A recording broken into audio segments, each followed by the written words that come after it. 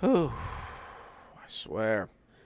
I didn't think I was going to make it out of the rain in time to get inside before I got all wet, but I see you guys are already waiting for me around the fire.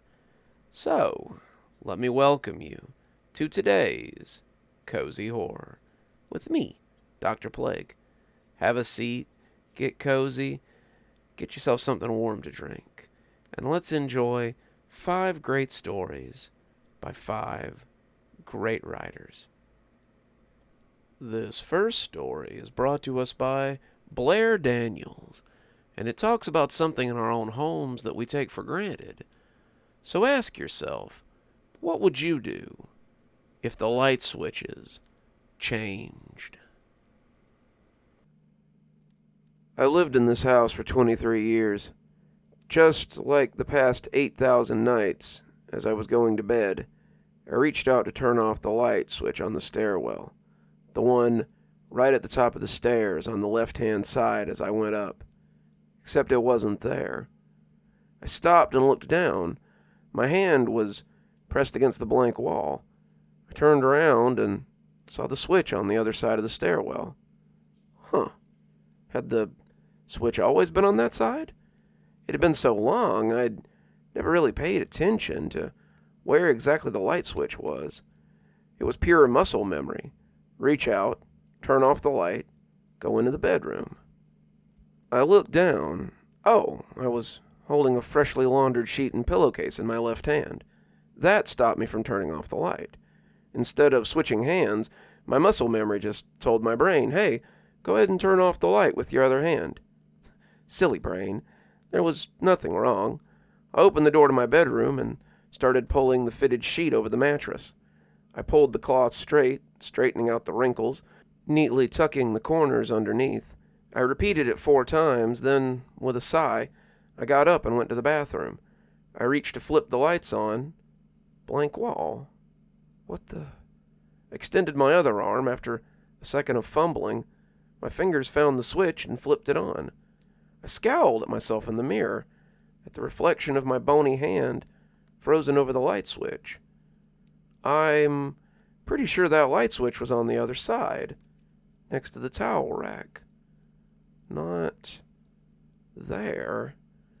I walked over to the counter and pulled the bobby pins out of my hair. Then I pulled it up into a ponytail, securing it with a green nylon hair tie, and reached down to the drawer to pull out my toothpaste. Except my fingers grabbed empty air. I looked down to find the drawer pulled a few inches lower than I expected it to be. Geez, what's wrong with me today? I muttered under my breath.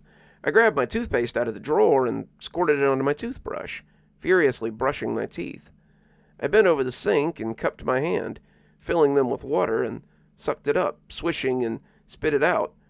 Straightening back up, over my shoulder in the mirror, the fitted sheet sat bunched up on top of the mattress. My heart dropped. I definitely put that sheet on. Then I frowned. Did I? Or did I just think about doing it? I turned around, staring at the bunched up fabric, the cute little green polka dot dress, distorted with wrinkles. Then I shook my head and walked over to the bed, flapped the sheet in the air, and then lined up the corners, pulling it down taut, tucking each corner underneath. Looks good. I walked over to the window and closed it, locked it, and put down the blinds. Then I pulled the curtains over them. Without the light of the moon, the room was pitch black, save for the silver and golden light spilling out of the bathroom door. Leaving the bathroom light on so I wouldn't trip over myself, I sat down on the bed and turned on the desk lamp. I pulled my Kindle off the nightstand and opened the novel I'd been reading. Some dramedy about 2 very different women switching bodies. I read for several minutes, but something caught my eye. The mirror. In the full-length mirror across the bed, I could see my reflection, blankets cozily wrapped around me, cup of water on the nightstand, Kindle in hand. Except something was terribly, horribly wrong. My hair was down. No, I put my hair up in a ponytail. In the bathroom, I was sure of it. Otherwise, I wouldn't have gotten my hair wet in the sink when I brushed my teeth. Unless Unless maybe I absent-mindedly put it back down while I was reading. The neon green hair tie sat on the nightstand. I grabbed it and quickly put my hair back up. Then I stared at the mirror. My reflection stared back, eyes wide. You're just tired. You've had a hell of a day, a hell of a week. The presentation at work, fixing the cracked windows in the basement, all by yourself. I just needed some good sleep. I reached over and turned off the lamp.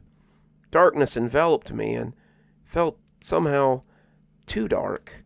Usually there was light from something, even if it was just the blinking white light of my laptop, indicating sleep mode.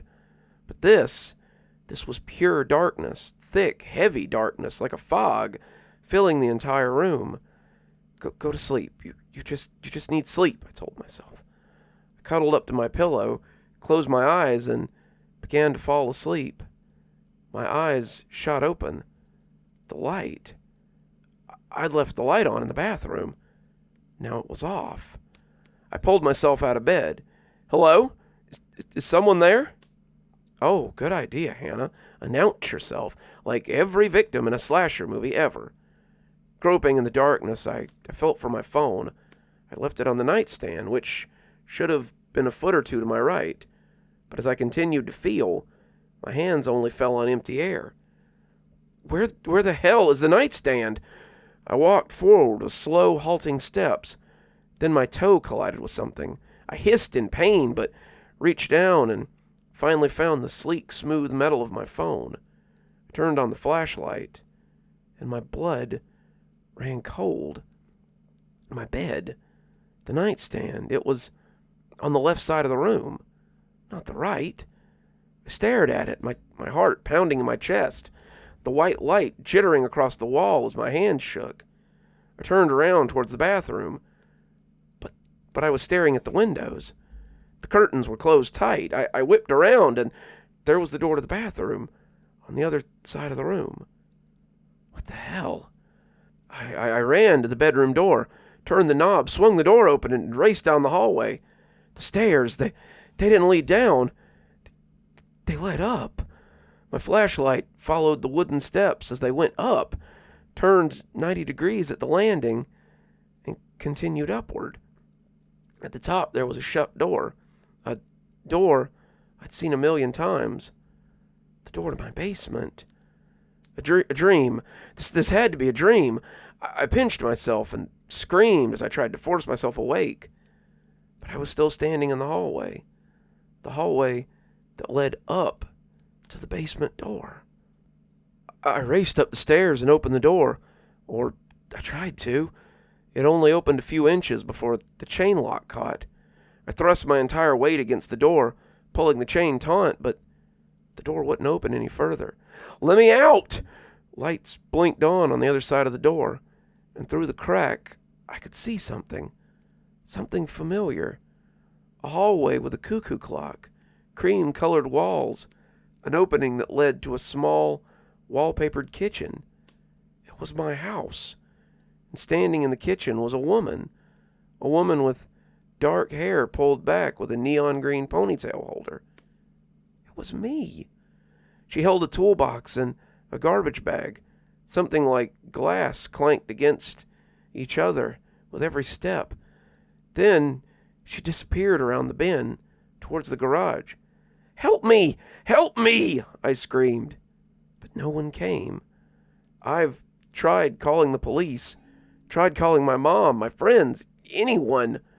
It never goes through, though. It seems like I've got some sort of internet connection, though. I'm not even sure this will be seen, but I hope someone will see it. And I really hope that you can help me. Moving right along, we stay in the realm of household items with a story by Efficient Property 8, where we take a look at something that is such a part of our day-to-day life, but in certain circles can be very dangerous. So, let's hear a story about the mirror.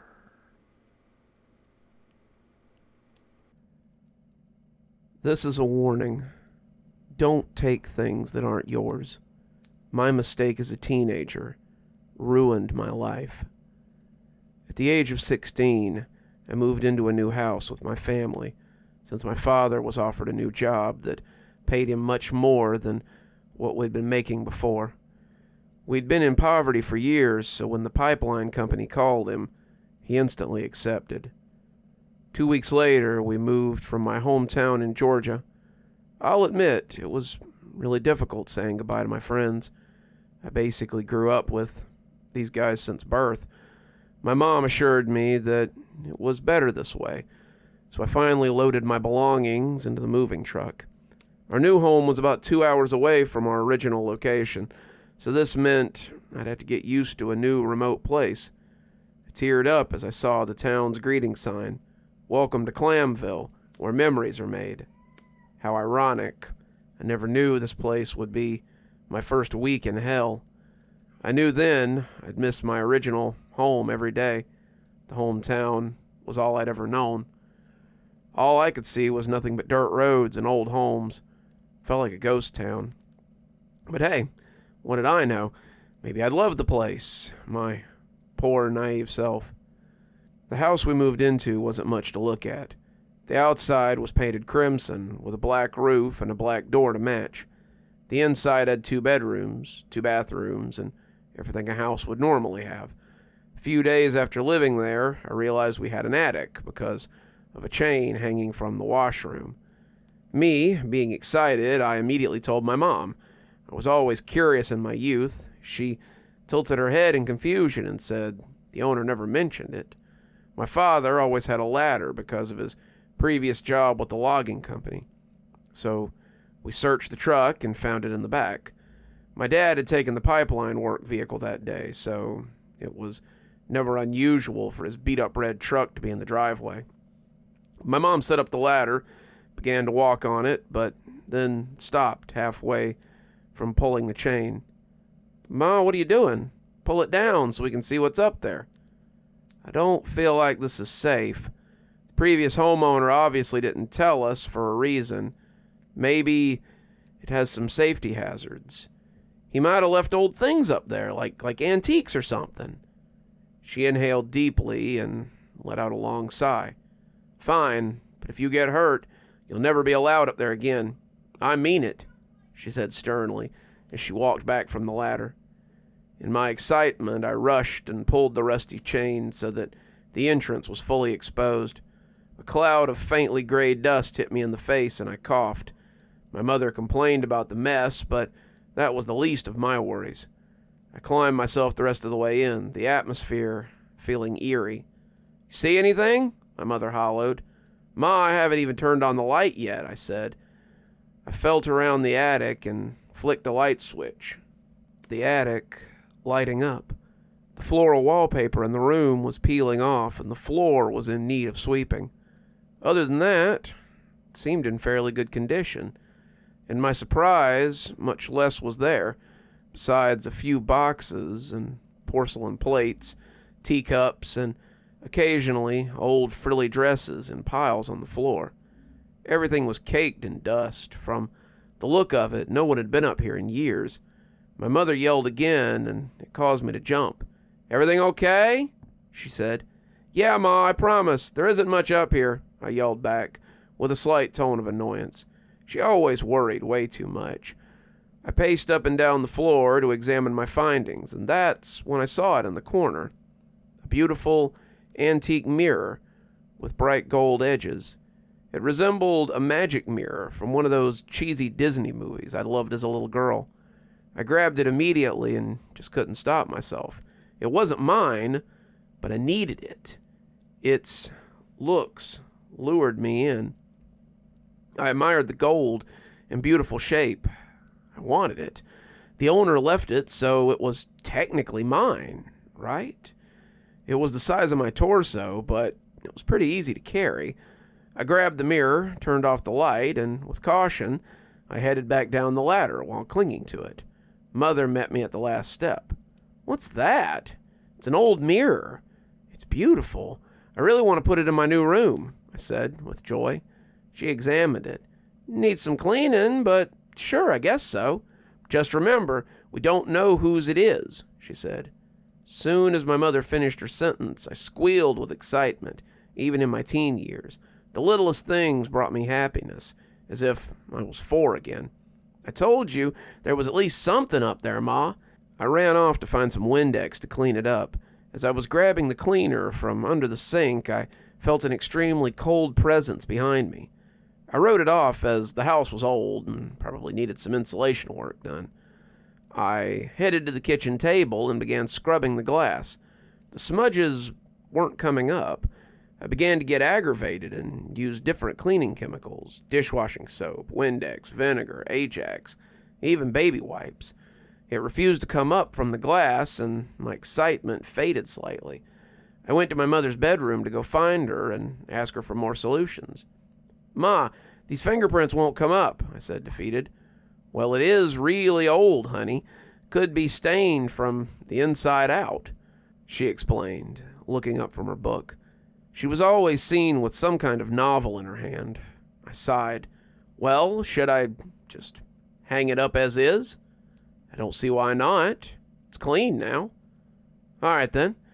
I closed the door a little. I felt my gut twist as I turned the knob to my own room. Little did I know then it was my subconscious warning me of what was to come.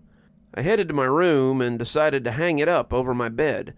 I sat on the end of my mattress and admired it once more. Even though it had a few smudges, it was still gleaming and shiny. I loved it. I even looked at it as I fell asleep that night. To my dismay, I had my first nightmare of a cryptid crawling out of the wall and grabbing my throat. The hands burned as soon as they touched my skin. I couldn't scream. I was paralyzed. The figure was cloudy gray and had such dark eyes. As its eyes met mine, I finally woke up in a panic. The smell of the thing is forever burned into my nose. I was covered in sweat and my hair was matted against my face. I went to the bathroom and immediately took a hot shower. I always hated how sweat felt. I didn't go back to bed that night. I stayed up and drew in my sketchbook the whole time. I didn't want to ever have that nightmare again. I thought it would pass. I even prayed it would. I checked my dimly lit computer screen and saw it was 8 a.m. I got up and made myself some fried eggs. Mom woke up from the smell and sleepily walked into the kitchen. You're up early, she yawned. Yeah, I was hungry. I decided not to tell her about the nightmare. Knowing her, she'd blame it on the YouTube videos I watch. The eggs were done, and I grabbed 2 plates. Is Dad already gone? I didn't hear him leave. Yeah, you know how his job is. I miss him. I know. I do too. We ate at the kitchen table without saying a word to each other. The move was impacting us both. Dad came home at 11 that night, and, as always, he left at 7 in the morning while I was asleep. He had weekends off, but when he had spare time, he'd usually rest since the job was hard on his back. I knew I'd been enrolled in a new high school in a few months after the summer was over, and I was scared to leave Mom all alone. She didn't do well when she was stir-crazy. The next few days felt like a fever dream. I spent less and less time in my room. As a teenager, that's never a bad thing, but I noticed any time I was in there, I'd catch myself zoning out, looking at the mirror. I kept having the same nightmare. It was repetitive nightly, and it began to drive me crazy. I was desperate enough to begin asking for help on Reddit, Discord, online chat rooms, you name it. They all asked me a reoccurring question. Do you have any mirrors in your room? At the time, I thought it was stupid, an irrelevant question. I eventually sent someone a picture of it in private chat, and they told me I needed to burn it, and began rambling about negative attraction. I nervously laughed at the text. Burn a mirror? That sounded ridiculous. I laughed to myself and picked up the gorgeous mirror from my light brown wall. I gazed at it to see if this person was truly crazy, and that's when it hit me. The smudges look like they're on the inside. I was in shock. I had so many questions running through my head. There was no way fingerprints could be inside the mirror, right? I kept reassuring my mind and told myself I was overthinking it. I surely had to be paranoid from the lack of sleep. I went to bed, and the dream repeated itself once again. The thing completely devouring me. I woke up. I had enough and cracked. I told my mom everything. She didn't believe a word I said. Though, in her defense, she never was one to believe in negative energy or anything paranormal. Her denying it had anything to do with ghosts or kind of eased my fears. Though the nightmares continued, I was finally able to get more sleep. I became numb to it, and as I knew it would happen again. One night in particular, I awoke from the same dream, and my throat was dry, as if it was caked with flour. I brushed my teeth to get the sensation off my tongue and spit out pure black. I opened my mouth wide enough to see every tooth, and that's when I saw it. To my horror, my mouth had a thin layer of dust on the top of my gums. The people warning me were right. It had to be evil. I rinsed out my mouth and cried on the bathroom floor for what felt like hours. Something was wrong. Very wrong. Mom kept denying my claims, and Dad was never home to give me comfort. I picked myself up and decided then and there I had to get rid of the mirror. I was going to smash it into a million pieces. Its gorgeous petite shape was a wolf in sheep's clothing. I sat in the living room, watching old Looney Tunes reruns until I fell asleep. Not long enough to have the dream, of course, because I woke up to the sound of someone coming into the kitchen. It was my dad. I stood up from the couch. "Can I get a hug before you go to work?" "You know I never deny one of my hugs, kiddo, but why don't you sleep on the couch?" he said, as he wrapped me in a bear hug. I smelled the Old Spice on his clothes. I haven't had one of those embraces since we moved. I always adored my dad growing up. I ignored his question about why I was sleeping in the living room. "Have a good day at work." I was just tired. I didn't want him to worry or feel like it was his fault. He was trying his best for us. I knew that. "Thanks, kid," he said with a smile. He then walked out the front door. I'm glad I finally saw his face. It felt like ages. It was one of those moments I wished he had his old job again. Then I remembered all the times he had no money, no food, no water. It was better this way, I kept telling myself.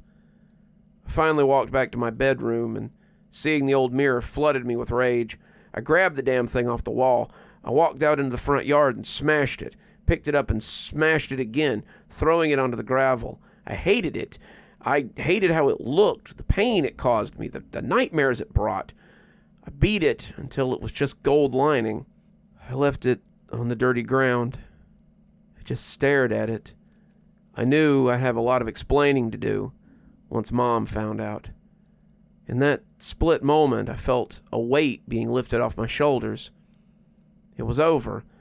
I could be joyous again and enjoy my new home with my mom.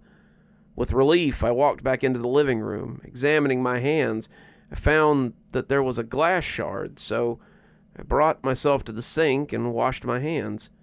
I took a deep breath and stepped back into the bedroom, my one and only sanctuary.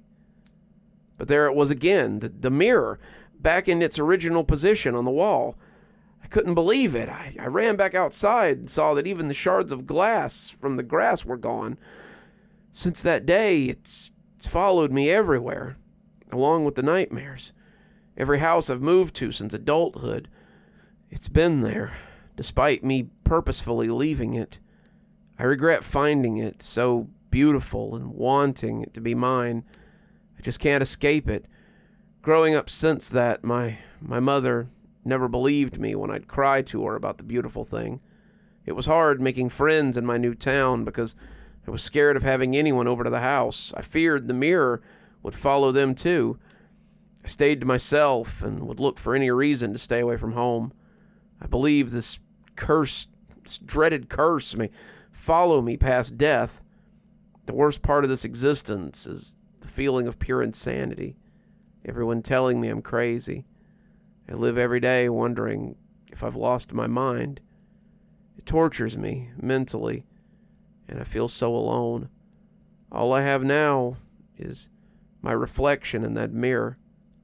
So take my warning and remember, curiosity killed the cat.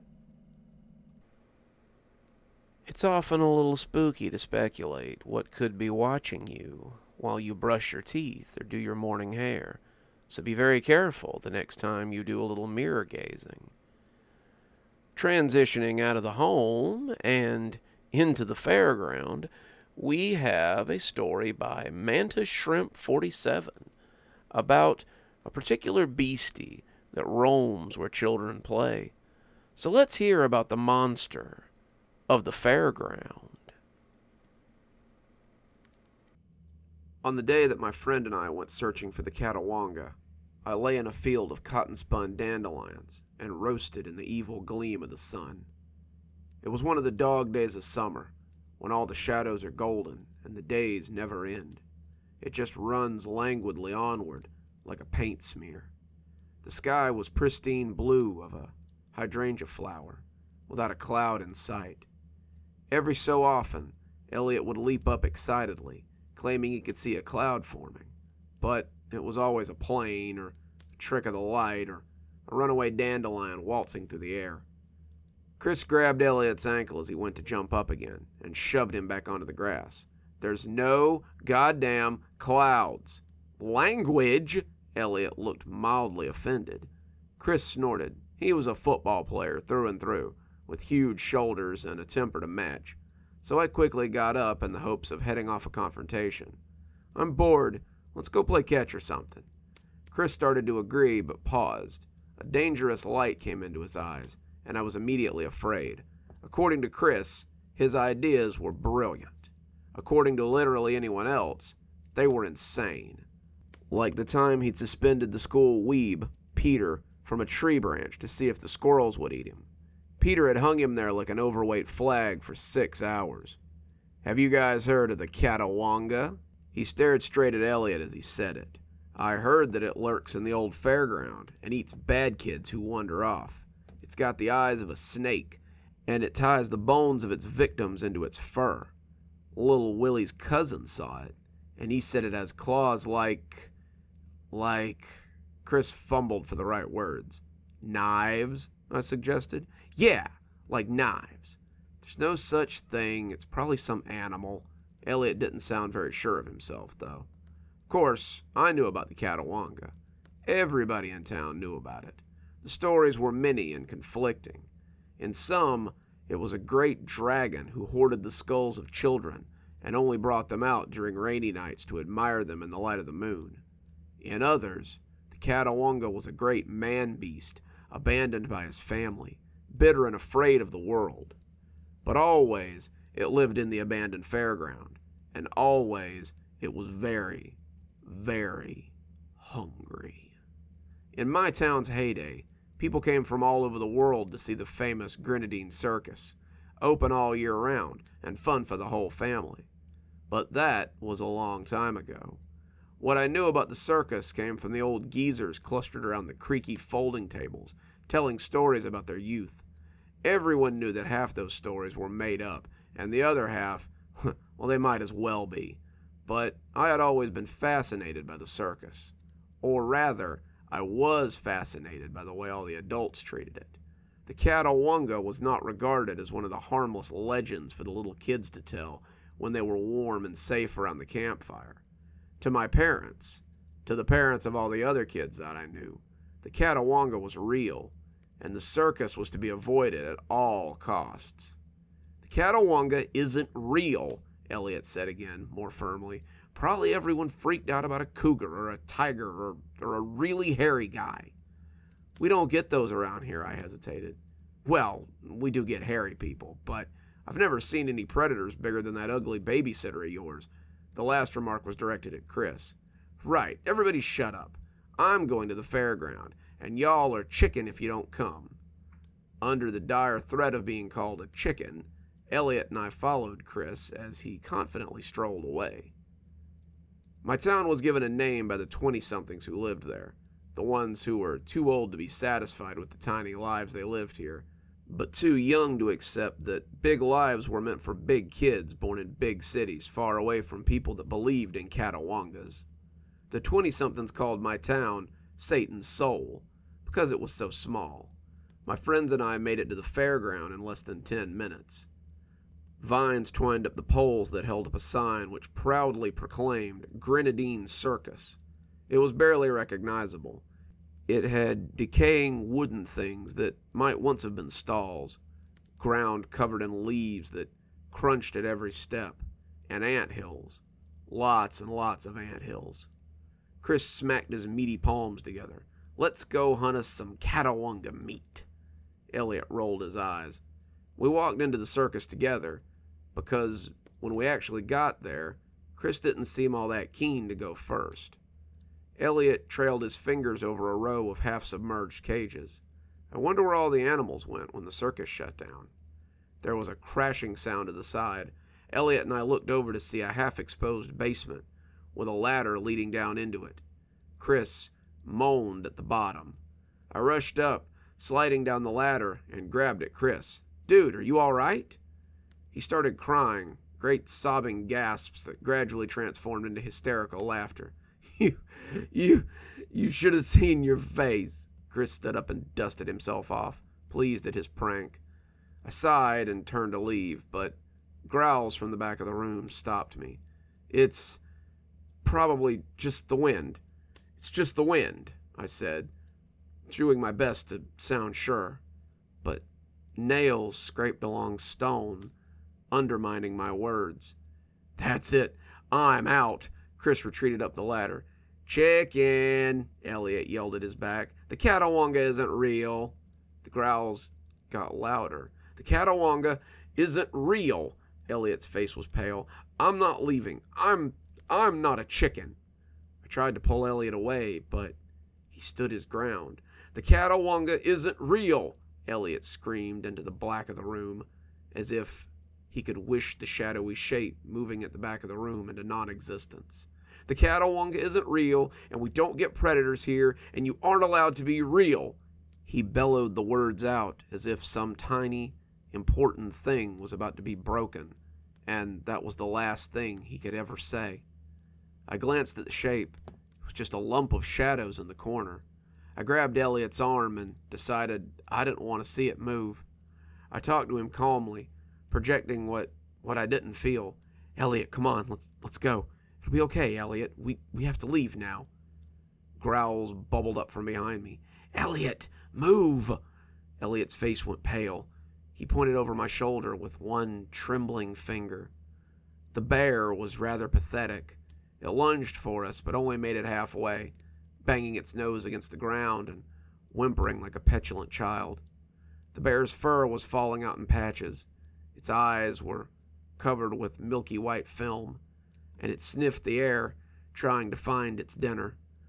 All those years of being endlessly crammed onto bicycles and paraded around like an oversized dog, followed by years alone in the fairground, had taken their toll on the creature.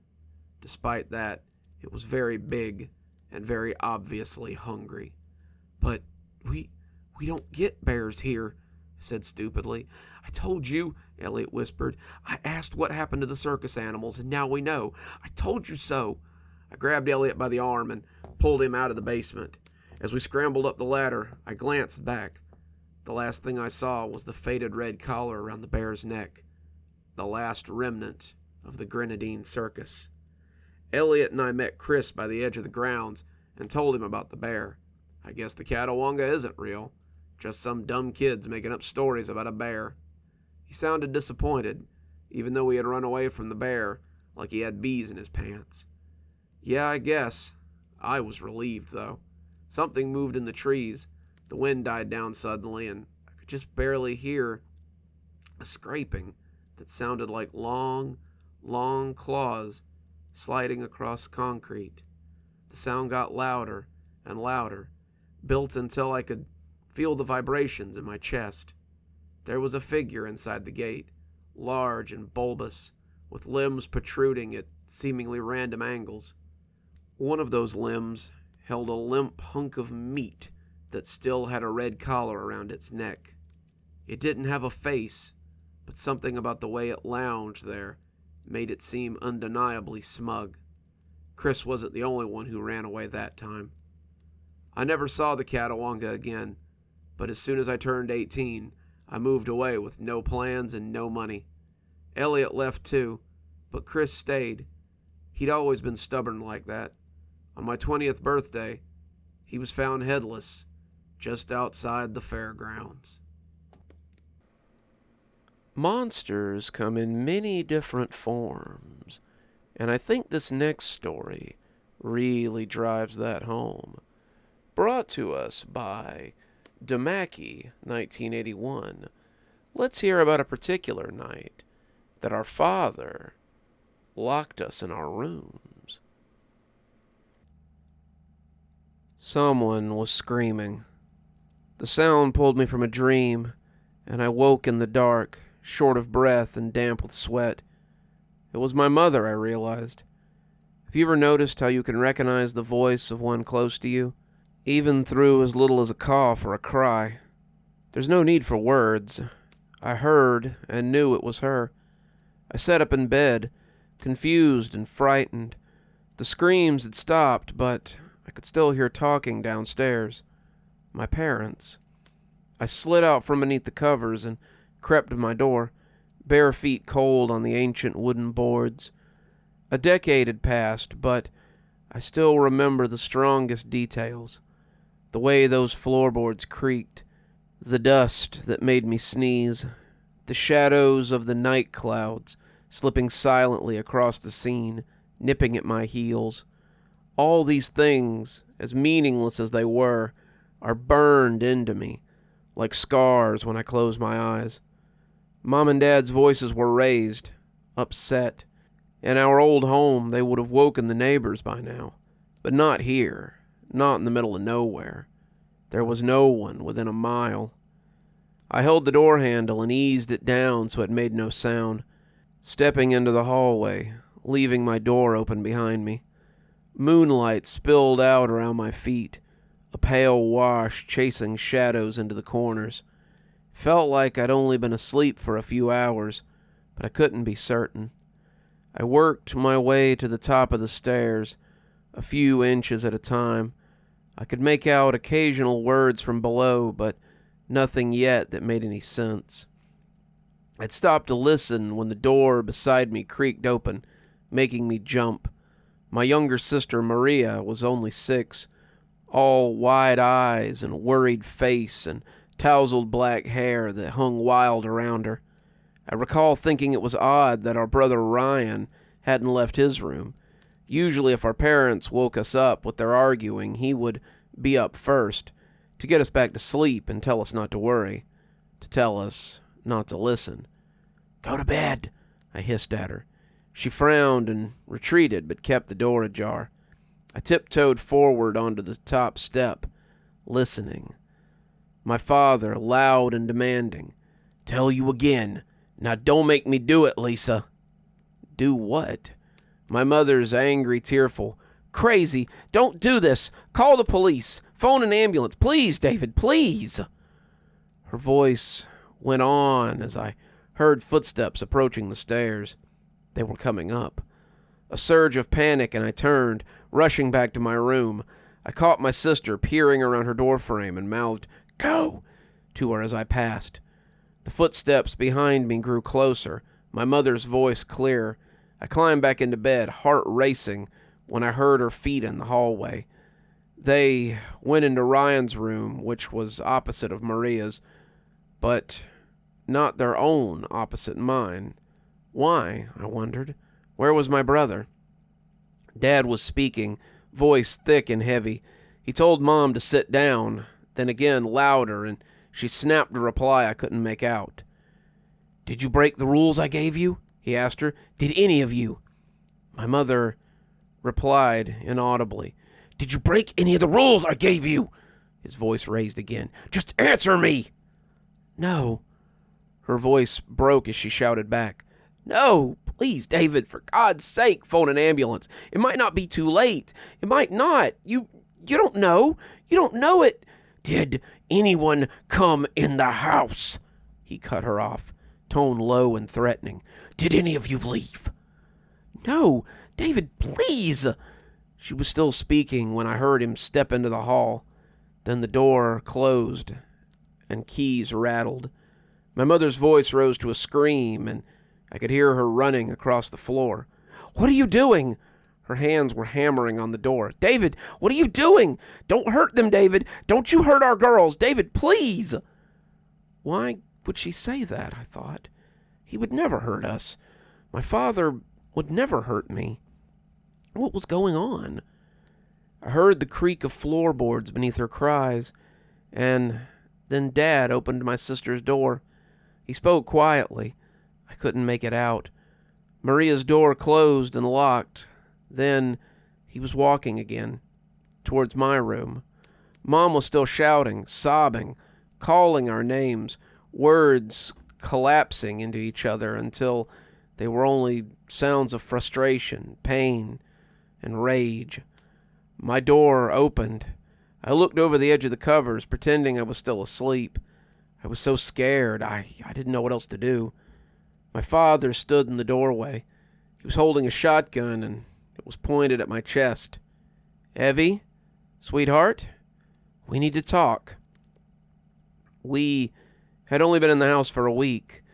If everything had went to plan, we would have been gone before another month had passed. At the beginning of the year, Dad's elder brother had passed away. He was the only one living member on that side of the family, so my father inherited everything. Our parents were contacted by a law firm who had been engaged as executors of the will, and a meeting was organized to discuss the details. Now, our dad hadn't spoken to his brother in decades, or anyone on his side of the family for that matter. Ryan, Maria, and myself had never met any of them. Dad would never talk about them. Strangely, he seemed more worried than upset by the news of our uncle's death. When my parents attended the meeting, the true scope of the inheritance was revealed. The home, left to him, was more than a century old and had once housed 20 family members and staff. 3 floors, basement, attic, outhouse, and miles of property. At present, most of the place was filled with an accumulation of possessions of 5 generations of rich landowners. The contents alone could be worth a small fortune. The house and the grounds certainly were. My mom, shocked and delighted, couldn't wait to tell us. Dad, however, remained taciturn, simultaneously unsurprised and pained by his apparent good fortune. He didn't want to accept it, he said. Our mother couldn't believe him and demanded to know why. Because of the condition of the will, he told her. We would all have to move there and take possession of the house. No one except family could be allowed inside, not under any circumstances. But he didn't want to go back there, no matter what the offer was. He certainly wouldn't take his wife and children to that godforsaken place. Mom was furious. She thought it was crazy to turn it down. So what if he had to move there? His refusal to explain any further only made it worse. They argued on and off for weeks. There was a silence between them that went on for days until we were in bed. Then the arguments would begin again. Why wouldn't he accept the house? She would ask. Why wouldn't he explain? My father never answered, just repeated the same refusal and denials. "Whatever happened there's over," I heard her say one night. "You never spoke to them, never spoke about any of them. They're gone. I'm your wife. We're your family, here and now." I lay awake in bed, picking out bits and pieces as I tried to sleep. I never heard the final argument, but Ryan did. He told me and Maria about it on the walk to school. Mom said she had spoken to a lawyer of her own about the will. "We could move there for just a short time," she said, "maybe only a month. Then we claim we can't stay because it's hurting the kids' upbringing. It wouldn't even be a lie. There isn't a good school for 40 miles, police or ambulance for that matter. No other families are nearby. It's isolated. We say it's affecting all our mental health. There's no living relatives to contest with. My lawyer thinks that we could fight it out in court and win. Afterwards, we sell what we can and keep what we like. Do anything we want. We'll be rich, David. No more 5 people living in 2 bedrooms. We could do whatever we want. All we have to do is make it look like we tried. My father hadn't replied. Then Mom told him that she would leave with us if he didn't accept it. Divorce. To be refusing this opportunity, just throwing away all our futures, she said, over reasons that he couldn't even explain. If he could be that stupid and selfish, then he didn't deserve to be our father, and wasn't the man that she thought he had been. David had left after that, Ryan told us. Went out for hours during the night. The 2 of them didn't speak at all the next day. Then a week later, our parents sat us down and said they had news. We were going away together to clear out and sell the old house that we had inherited. It should only be a month or so, they said. Then we could come back home. I need you to tell me what you done today. Dad? I began to cry, unable to hold back the tears. What's going on? Why is... Answer me, Evie. I don't want to hear anything else. Tell me what happened today, and nothing else. You understand? When I drove back to the city this afternoon, did someone come to the house? Did any of you leave? Tell me true. He never came any closer than the doorway, keeping the gun on me the entire time. Nothing happened. I was too upset to think clearly, unable to take it all in. My mother told him we never left the house, didn't she? Why had she lied? Was Dad going to hurt me if he found out? I glanced at the wall beside my room, and he noticed. You heard what we were saying, me and your mom. Of course you did. I didn't reply. I just wiped away the tears and tried to hold back any more. It's okay. I'm not going to hurt you, baby. The barrel lowered. I could see his eyes were red where he'd been crying. This was hurting him, I realized. Doing this was hurting him. I just need you to tell me the truth. This is very important, Evie. What did you do today? Did you go out? I was just a child, overwhelmed and confused. Every time in my life I'd been frightened, I would run to my dad. Every time I needed someone, I could call his name and he'd be there. Now he was the one I was scared of, and I was lost. I started to get out of bed to go to him, but he pulled back, the gun snapping up. No! He pointed the weapon right at me. Stay where you are. Don't move. Back on the bed. There was a pleading in his eyes and voice. Please, Evie, don't make me. I had never seen him angry and emotional like this. Never in my life. He'd never even shouted at me before. He just wasn't that type of man. Evie, tell me right now, did any of you leave the house today? Yes. I saw it hit him. This truth, like a physical blow, sapping the strength from his body. He took a faltered step back and leaned against the doorframe, face paling to ghost white, a sharp intake of breath through his clenched teeth. We went to the village. I kept talking, not knowing what else to do. I couldn't stop the words once they had started. All of us, we got separated at the shop, and Mom got angry. Maria, she ran off to see the horses. There were horses in one of the open fields. I went after her, but she wouldn't come back. Mom and Ryan had to help till we found her.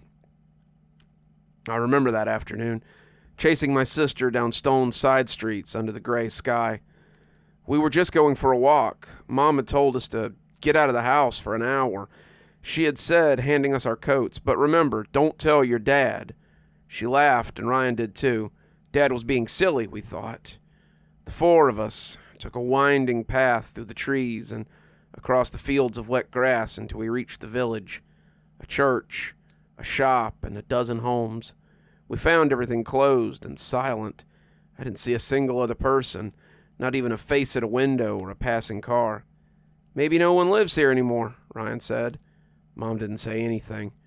When Maria ran off, I followed, but I couldn't make her come back on her own.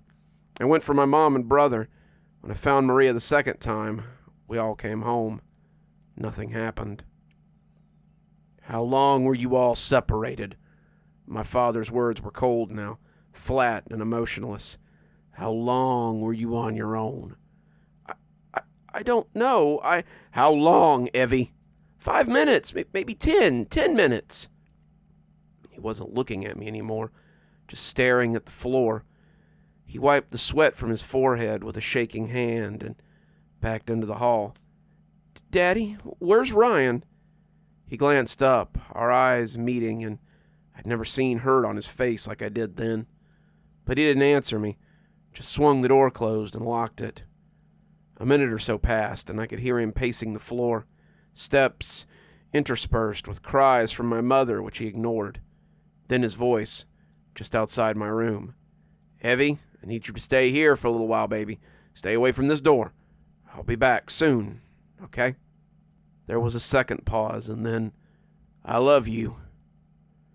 I heard him go to my sister's room. He spoke to her briefly through the door, then he headed upstairs. My mom kept shouting, calling his name as the footsteps receded. I hadn't even moved since he left, just sat there on the bed, cracked and hollowed out. "Evie?" My mom's voice came from the next room. I went to the wall and knelt down, pressing my ear against it. "Are you okay, sweetheart?" "I'm okay, Mom. Did I do something wrong?" "No, baby, no, of course not. I'm gonna get us out of here, okay? It's gonna be all right. He won't hurt you. I won't let him hurt you. Your dad, he just isn't feeling well. He isn't himself. We'll get help. It's gonna be okay. I promise." I could hear footsteps on the stairs again, and my mom moved away from the wall. The rattle of keys and the door of her room opened. I stayed where I was, still and listening. "Get back to the window, Lisa." My father's voice was colder than before, dead and hardened. "I told you not to go out. Why'd you lie to me?" "You were pointing that gun at me." She didn't cry anymore. Her words were clear and angry. "I was scared. I didn't know what you would do if I told you. I didn't know what to say. I'd seen our... Stop. Tell me what happened today." "We went out, like Evie told you.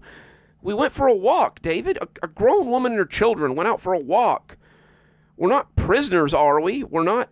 "I asked you not to. I've never asked anything of you since we've been together." His voice strained, cracking as he spoke.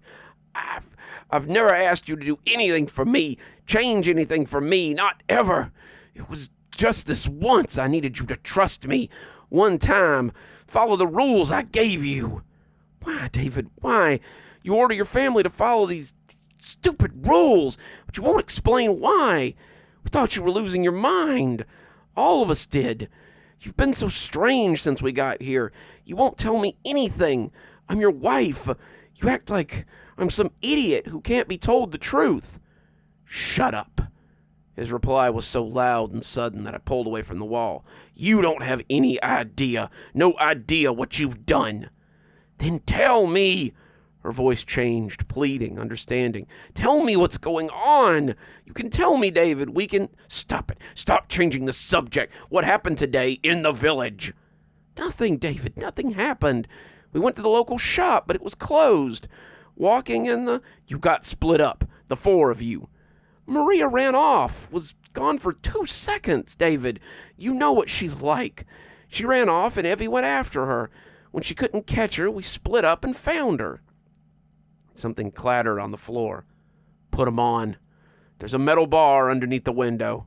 Around that." "Are you serious?" "Do it, Lisa." I heard her moving, then the sound of a chain followed by a metallic snap. She started to speak again, but he was already leaving, locking the door behind him. He went to Maria, and a few minutes passed, voices too quiet to understand. I thought I heard Maria crying, but I couldn't make out any words. I was too afraid to move closer to listen. Then more footsteps. "Evie?" Can you hear me? Yes. My voice wavered, coming out as a broken whisper. I need you to stand away from the door. Back at the window, baby, okay? I'm gonna come in, but I need you to stand there. Do you understand? Uh-huh. Speak properly, Evie. Say you understand. This is important. I understand. Do it now, honey. I scrambled over to the glass on all fours and put my back against the ledge. For a second, I saw the keyhole go dark and realized he was looking through it.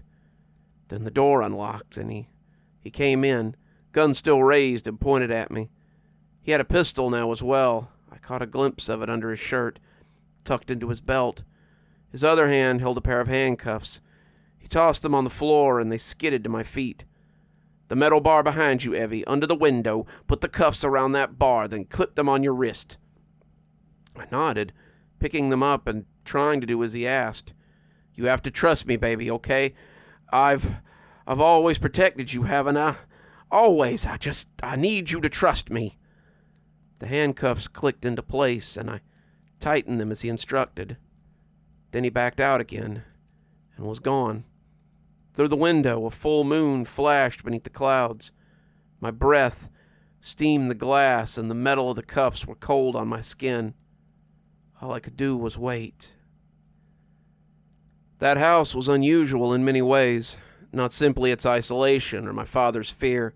Some of these things were small details I didn't pick up at first or thought nothing of, but not all. With the exception of my parents' room, every door was thick, heavy, and locked with a key. The only difference in their door was having no key, just a iron latch on the inside. As for the windows, none could be opened from either side, not on any floor. Those metal bars that he put the cuffs around could be found under every one of those windows. The basement was filled with dusty, battered books we weren't allowed to read, and moldy boxes we weren't allowed to look at. Then there was the attic. My brother had gotten a look inside before Dad sent him back downstairs. It was filled with weapons, Ryan had told me. Old rifles and pistols and crossbows, marked and faded with rust and wear. Every part of the house seemed to be wasting away, decaying like a carcass stripped of its bones. It felt like somewhere you hid from life, not somewhere you lived. There was a story there only my father knew, and it was a story he would never tell. When he returned, he went to my mother first. I shuffled as close to the wall as I could to listen.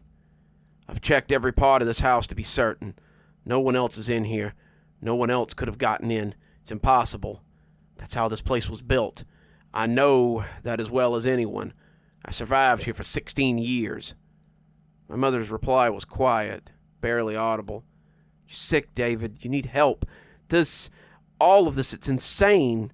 What are you doing here to me, to your family, to our girls, our son, Ryan, our son, David? This is insane. Whoever's done it is in this house, Lisa. You understand that, don't you? Do you get that? He went on as if he hadn't heard her. One of the four of us. Could be you see. Could be you who... Well, we'll find out when the sun comes up. What are you talking about? Please, David, please. I couldn't have told you. You would have thought I was crazy. You'd have taken the kids. I tried to stay away from this place, but you wouldn't listen. Didn't leave me any choice, did you? I should have known better. I did know better, but I still made the wrong decision. I could hear the waver in his speech, the grief and the pain and desperation. David, they aren't like people think, he snapped, suddenly cutting her off. They're patient. Easier to stop in some ways. Much, much harder in others. They need to get you alone. We're safe when we're inside or together, you see. Should never be alone, especially not outside. He paused for a moment, and I pressed close to the wall. The wounds don't even show. I know that. I remember that. So you can't tell. Sometimes they don't even know what they are, Lisa. Like two minds in one body, like a parasite inside, waiting for a chance. David, His words were calm and focused. "Listen to me. I don't understand what you're saying. I can't understand. But we can help. Please, whatever it is, whatever's wrong, we can fix it. Put down the gun. Let's go and call for help. We can go home. We can..." "No, it's too late for that. It's much too late. If you'd done what I asked, just done what I asked, it wouldn't have to be this way. But you never listened to me. Never." I heard movement then, and the door locked again. He went to my sister's room, and a minute later, he came to see me. He was pale, soaked in sweat, bottom lip cracked and bleeding. Evie, I have to do this, honey, okay? To keep you safe, to keep us all safe. I'm sorry, sweetheart. I'm so sorry, but we have to do this. They can hide away from the crosses and questions, but the light always hurts them, at least a little. So then we'll know. I think I must have slept eventually. The sound of my father pacing the halls, the occasional shouts of my mother, they all faded as the empty hours passed. I used my feet to pull down the cover and pull it around me as best I could. I thought about my brother. Was he hurt? Mom had wanted to call the police, call an ambulance. Why wouldn't Dad do that? What had happened? Ryan couldn't be dead. No, not my brother. He couldn't be. I watched the forest through the dark windows, its glass now touched with frost. Watched for so long, I didn't know if I was awake or in a dream. The wind sighed and moved, and the shadows followed. And those dark shapes between the trees could have been figures or branches, or nothing at all. Morning was close. As the hours passed, I thought I could hear scraping sounds from Mom's room, very faint, only growing louder when my father was downstairs to use the toilet. When he returned, she began shouting at him again, loud and suddenly. He ignored her for a minute, then, realizing she wasn't going to stop, strode to her room. I heard the lock turn and the creak of hinges. Then it began. Rapid footsteps, followed by a cry, something striking flesh and a person falling, or more than one. My mother cursed, and metal hit the floor. I had sat up, every muscle tensed. I could hear her breathing heavily, moving around the room, lifting and dragging a heavy something. In a second, she was at my door, unlocking it and pulling it open, saying my name. She had the shotgun under one arm, the keys in her hand. She took off my cuffs. Then we were moving together to my sister's room. As I waited for her to open the door, I looked into Ryan's room. My father was on the floor, blood flowing from an ugly wound on the side of his head. Beside him lay the metal bar from under the window frame. I could see the holes in the plaster where my mother had worked it out during the night. He groaned and grabbed my mother's arm to warn her. "Shit!" she cursed as she stepped past me. Then she pulled the door closed and locked it. A minute later, we had my sister and were heading downstairs. As we reached the steps, I heard my father calling our names and slamming against the door. We didn't stop, taking the stairs as fast as we could, clinging to each other. As we reached the ground floor, my mother gave a hard intake of breath and pulled us both towards her, turning our faces away from whatever was there. Another slam came from above us, my father's cries echoing down the stairwell. "Close your eyes for me, both of you. Hold on to me, and we'll go together. Keep 'em closed. Don't open 'em till we get out, okay? Don't look." We stumbled down those final steps as she held us, guiding us forward. A crash from above made me flinch, but we kept moving. "Go on. Almost there." We were in the lounge when I looked again. I saw the hallway to the front door, broke into a run, letting go of my mother's arm. Almost there, I thought. I didn't realize how quiet it had gotten until I stopped. The sounds of movement, my mother's voice, the shouts from above, it was all gone. I turned and found myself alone. "Mom? Maria?" I started to walk back. I couldn't imagine going without them. "Mom!" I called. Then I saw them, laying together on the ground, Mom pale and motionless on her back. Maria was crouched over her, her face buried against her neck. My sister looked at me and smiled, teeth and lips black with blood. There was a ragged wound on my mom's throat. A gunshot rang out, a sudden thunder in the cold silence. Maria's body spun and fell across my mom, a thin trail of blood raining down across the dusty floor. I cried out, but I was frozen in place, too shaken and frightened to move. I could see my father swaying, blood in his hair and on his clothes, pistol in his hand, still aimed at my sister's body. Then she started to get up. Her tiny frame rose in jerks, unnatural movements, more like a broken puppet than the girl I'd known.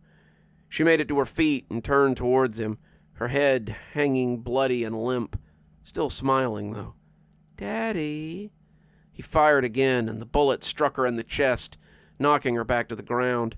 I scrambled away into a corner, eyes closed and ears covered. Another shot. Then another. For a few minutes, there was nothing but the dark and my heart beating, flashing images that I couldn't push away. When I opened my eyes and took my hands away from my ears, it was over. My father walked towards the still body of his wife and youngest child. His feet dragged, arms hanging limp at his side. The gun fell from his hands and clattered across the wooden floor. He seemed to collapse as he went, falling down to them, making only wordless sounds of loss. I watched him there in the weak light, shaking and weeping over them, over the ruins of his life, broken and emptied of everything but grief. A pain for which no words would suffice. I don't remember getting up, walking to him. I touched his arm, and he saw me at last and pulled me close. The stench of sweat and blood and horror ran across us both, a wound that could never heal, only fester and burn. Outside, the sun was rising. I loved my father, even there at the end. He tried so hard to protect us, to keep us safe. But when humans are afraid, they miss the simplest things. They make mistakes, like thinking my sister was the only one. One more story, and though it's a short one, it's certainly a good one. From So Nora, let's hear a story about a real monster, a real bloodsucker, a real creepy creature that hits you right where it hurts, in the wallet. Let's hear a story about the old landlord. So, once upon a time, back when I was about 20, a friend of mine got into some trouble and went to jail. He needed someone to go and stay at his place and take care of his elderly dog and keep his birds fed. I immediately accepted, as I didn't really want to live with my mom and her new, younger boyfriend. Now, here's where I should probably mention that my friend was into some not-so-great stuff. That's how he ended up in jail.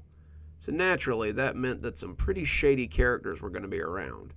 Those characters usually waited until I went to bed to start coming around and helping themselves to whatever they desired. That was bad enough in its own, but since my friend couldn't pay his electric bill from jail, there were also no lights. Since the bedroom I was staying in had a deadbolt and another lock, I felt okay in there. I, of course, realized how stupid and naive I was back then. After all, I'm only 5'3", and back then I only weighed about 100 pounds. I guess my desperation for independence drove me to brave it. I would literally wake up the next day to find footprints outside the living room window, and even found the phone line cut once or twice. While all that was going on, my friend's creepy-ass, teeth-missing, pervy landlord started randomly showing up. The landlord only lived about 3 football fields away. Apparently my friend couldn't pay rent from jail either. He also didn't want me to tell his landlord that he was in jail, so I had to keep giving some stupid excuse about him being away at his family's. But that excuse only went so far. Probably knowing full well that it was bullshit, the landlord started showing up even more. When he did, he started saying nasty things like, "My wife and I sure would be excited to have you over, especially in a bikini." Soon enough, though, the landlord started getting angrier and more frustrated. Each and every time he would show up, he would just show up at any given time, and since I didn't drive at the time, I was usually there for these unfortunate visits. Eventually, he just started straight up walking in, not even bothering to knock anymore. I told him that was illegal, but he didn't seem to care. Remember earlier in the story, I mentioned that I slept with a locked door? Well, unfortunately on that particular morning, I had already gotten up and made a trip to the kitchen for some water after the sun had already come up. Because of the daylight, I didn't bother locking the bedroom again. I just closed it. Not long after that, I had fallen back asleep. A strange, slight noise woke me up. It was a sort of soft clicking sound. I gradually opened my eyes, but I didn't see anything, so I tried to go back to sleep. But then, I suddenly started back awake, as I could just feel another presence in the room with me. As I slowly focused my eyes on the light, I saw the old landlord standing over me, mouth breathing with a creepy grin on his sinister face. I instantly bolted upright, whilst grabbing the bed sheets and pulling them over my body. Then I went from 0 to 60 in less than a second. I jumped up and started yelling about, "What the hell are you doing here? What do you think you're doing right now?" All the while, I continued walking towards him angrily. He backed away, practically running out the door. I locked it behind him and screamed, "I'm calling the cops."